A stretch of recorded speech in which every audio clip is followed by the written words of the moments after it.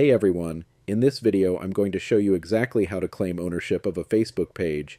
It's a simple process, so let's get started. First, open a browser. This method works on both mobile and desktop, and I'll be using Brave. In the search bar, type Meta Business Suite and click on the first result at the top. Once you're on the Meta Business Suite page, log into your account. After logging in, this will take you to your dashboard.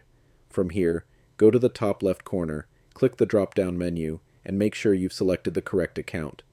As you can see, I'm under Business Portfolios, so I'll select the right account.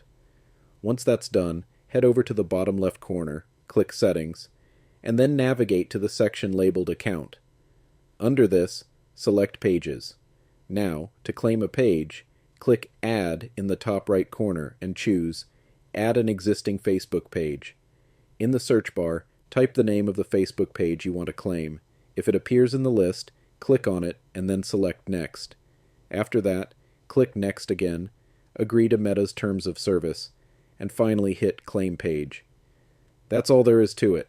Once you complete these steps, you'll have full ownership of the Facebook page.